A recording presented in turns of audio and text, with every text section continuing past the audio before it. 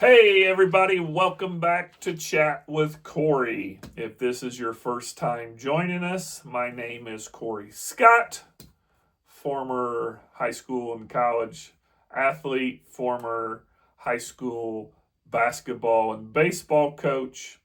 I started this deal just to continue my love of athletics and find a way to spend some free time here, enjoying myself and things that I love to do. If this is the first time joining us, like and subscribe down below. We'd love to have you. Um, Also, as I mentioned last time, I got me a sponsor back here, Kokomo Auto World. My buddy Chad Wetz. Reach out to them if you're in the market for a new vehicle. He would love to help you out. I know he would love to help you out. So if you need a new vehicle, get with that friend of mine and get that ball rolling. Um, and we can go from there. Uh, just I'm still trying to figure out what my niche is, so to speak, on Chat with Corey.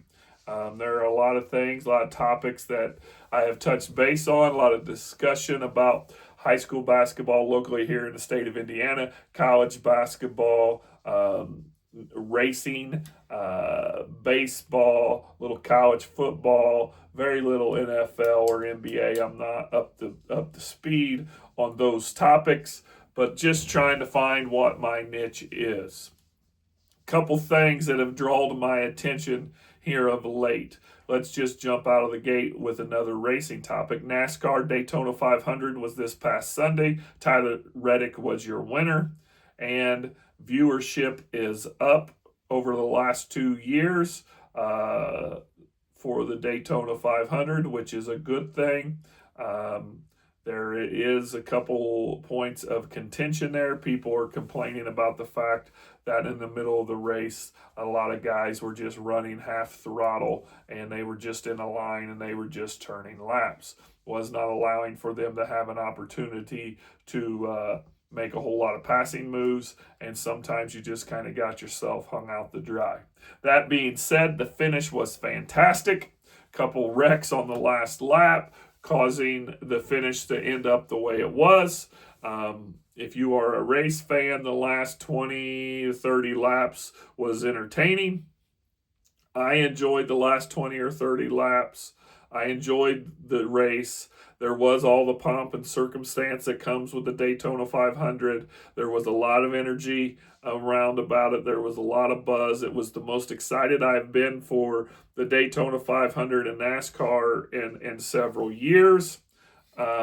So for that, I was very excited and pleased with that. The O'Reilly Auto Parts race was exciting with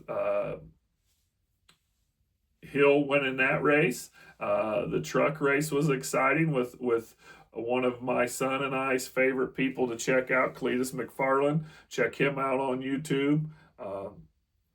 It was a good time listening to him. So we are just at a point right now where we are just out here trying to find ways to enjoy the racing, which we did. I hope you did.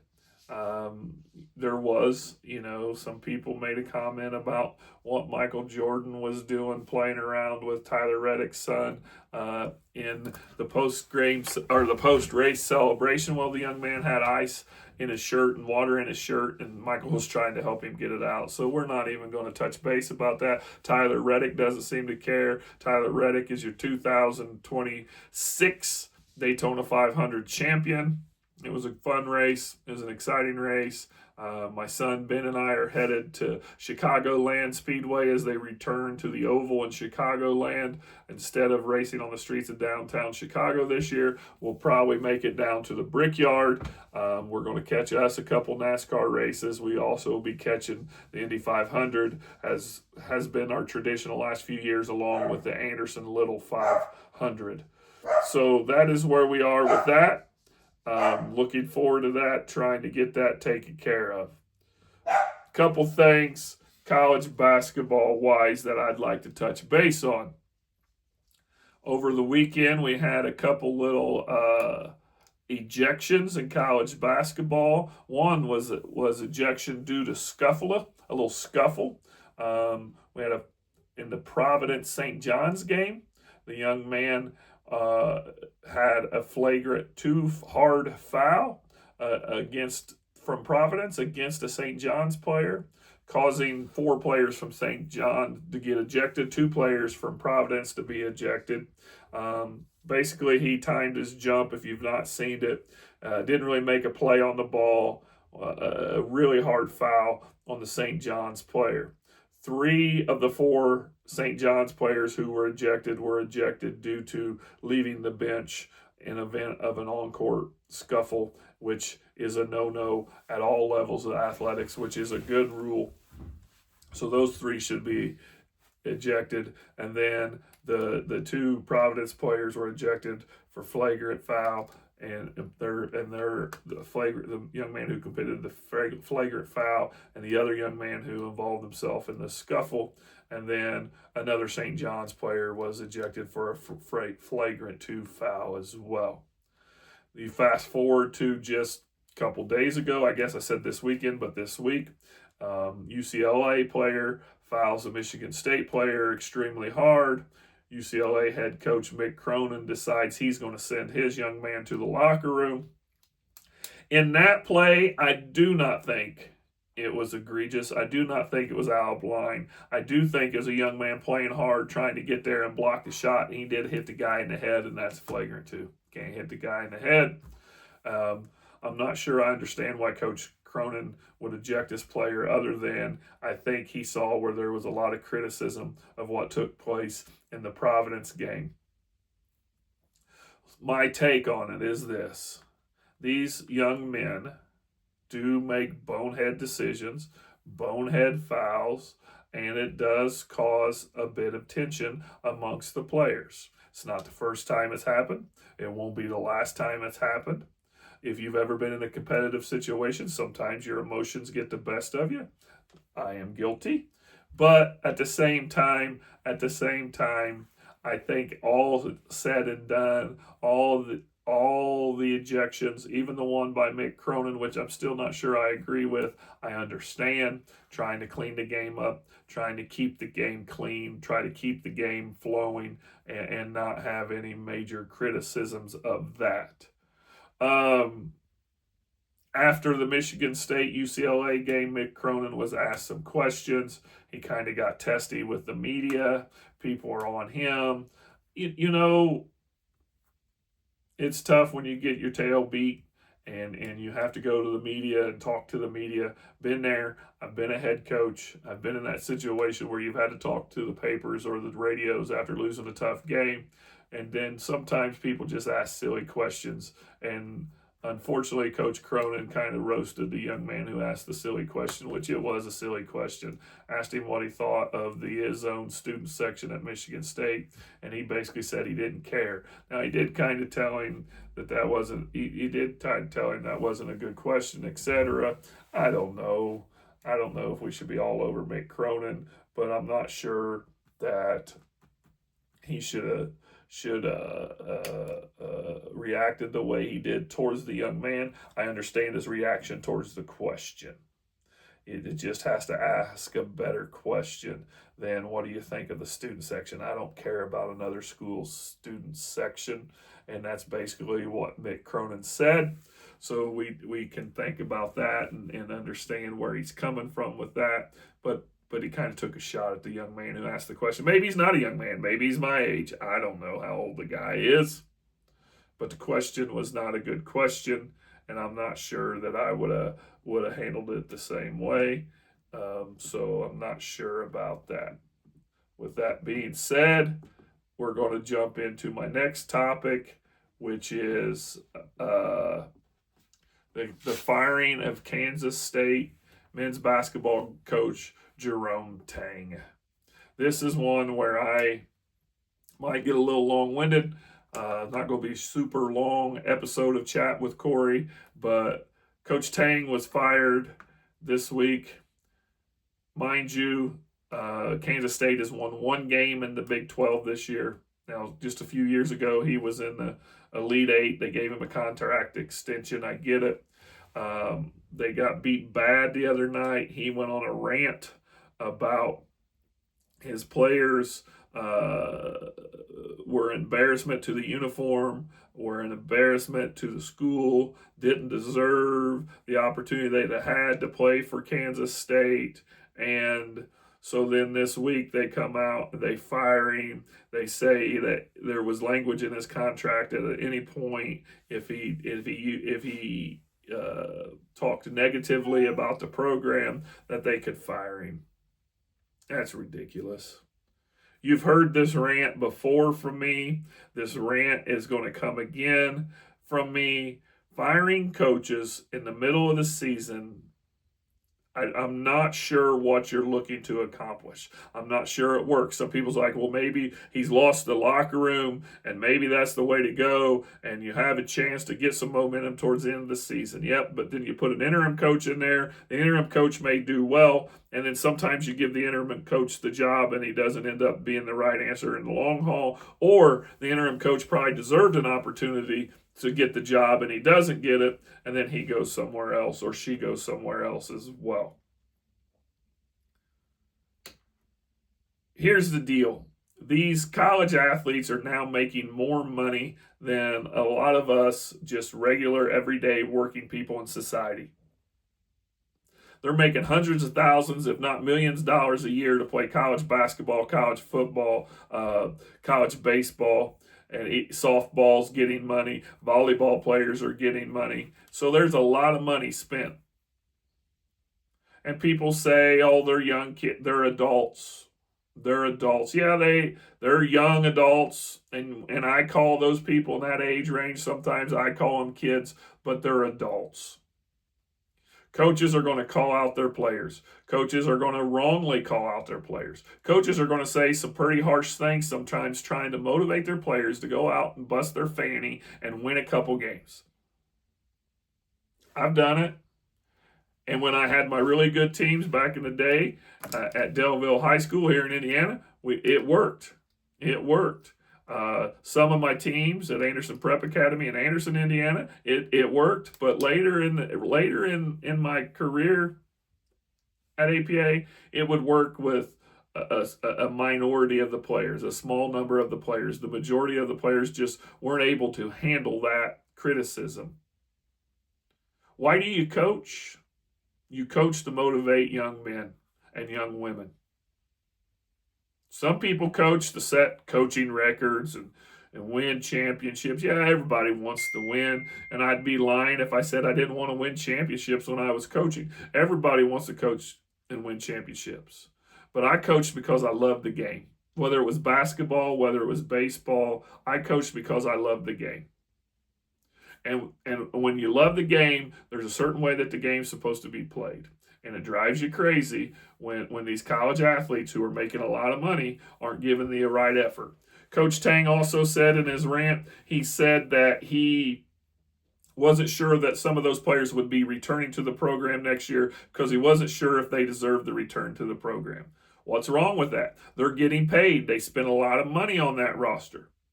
As a coach, it's your job, as I just said, it's your job as a coach to motivate those young men and women to play the game the right way and do what's right for the betterment of the game, the betterment of the team, and the betterment of your program.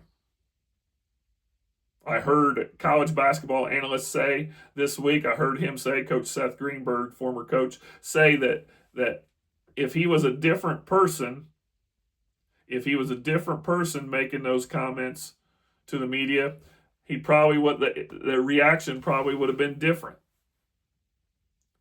You know, Coach Izzo can say a lot of harsh things about his team in the media. People criticize him, but they don't fire him for it.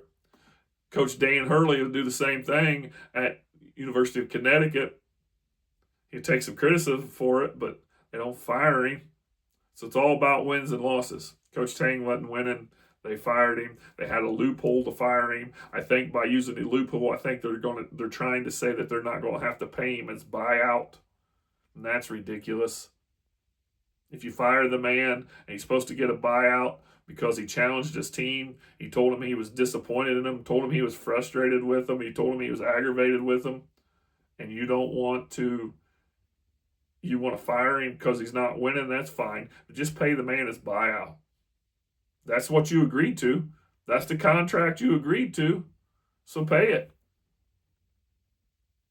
So I am never, I won't say never, because my dad used to say, don't ever say never. Never is a long time. I probably won't ever be on the side of firing a coach in the season. Coaches get fired when they're not successful, and sometimes I think it's what needs to take place, and I understand. But coaches should not be fired in the middle of the season. It's going to, unless they do something really, really bad that causes them to be fired in the middle of the season, they should not be fired in the middle of the season. There's too many people with their hands in the pot, stirring the pot, trying to get somebody's job by firing them. I've been down that road. I've been down that road more than what I would like.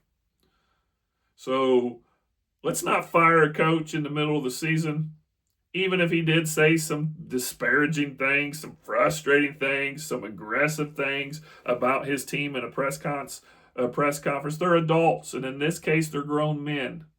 And in this case, some of them making $1 million this year to play college basketball. You can't tell me that I'm not doing a good job. It's ridiculous. College basketball, high school basketball, professional basketball, all sports included. Criticism's part of the deal. Nobody wants to be criticized. As a school teacher, it is really hard to criticize a kid and tell them they're wrong these days because kids can't take criticism. Criticism's part of it. You're going to be criticized for the rest of your life. These young men that are playing college basketball at Kansas State got to be able to be told that they're not playing up to par. Because someday they may have a job and the employer may say, you're not participating up to par. And if you're not participating up to par, we're going to call you out. We're going to tell you you was wrong. We're going to tell you you weren't good enough. We're going to tell you that maybe we overpaid for you. That's all part of it now. We opened Pandora box when we decided to pay these players to play, and a lot of the players are making more money than the assistant coaches. Maybe not necessarily they're not going to make more money than the head coaches in the major college sports, but they're making more money than the assistant coaches. And then they're going to say that it's coming to high school. There's very few states in Indiana. I saw the graphic. I don't remember the exact number. I'm not going to say it. Not the state of Indiana. The United States. The state of Indiana right now does not have NIL, but a lot of states around us do in the United States. That's ridiculous. That's ridiculous. Paying high school kids to play high school sports and athletics. That's ridiculous. Anybody that thinks it's a good idea to pay a high school athlete, I'd like to have a discussion with you because that's crazy. What are we doing? I love sports. I love sports as much as anything other than my family. But what are we doing? That's way too much of an emphasis on sports to be paying these college athletes what they're being paid, and then expect a college basketball coach not to be critical of his team when they're struggling, when they're not playing well, and we paid them a boatload of money. Yeah, the coach is at fault. The coach brought those players there. It's the coach's job to figure out a way to motivate them. I get it. He was trying to motivate them. Then you're going to fire him because he said it was an embarrassment to the school. It was an embarrassment to the program. And he said some of those guys probably would not be back next year. Nothing wrong with that. Nothing wrong with that. Maybe that's why I don't coach anymore. Maybe I'm too rough around the edges. Maybe I don't play enough patty cake and tell people what they want to hear and lie to them. I know a lot of coaches out there do. I can think of one in particular right now that'll lie and tell people whatever he thinks will benefit him. That's not cool, man. That's not cool. So, college basketball coaches getting fired in the middle of the season, not a big fan. The ejections on the flagrant 2 fouls in college basketball, one of them was pretty bad. The other one, you just had to call it. That's what happened. And then NASCAR had a good opening weekend of their season. They're going to Atlanta. They're going to Atlanta this coming weekend. Remember to check out my friend Coach Chad Wetz at Kokomo Auto World. If you're looking for a new car, get in contact with him. Thank you, everybody, for listening. I've got to get better. I know it. If you will, like and subscribe down below. But thanks for tuning in to another episode of Chat with Corey. And until next time, we'll see you. Goodbye, everybody.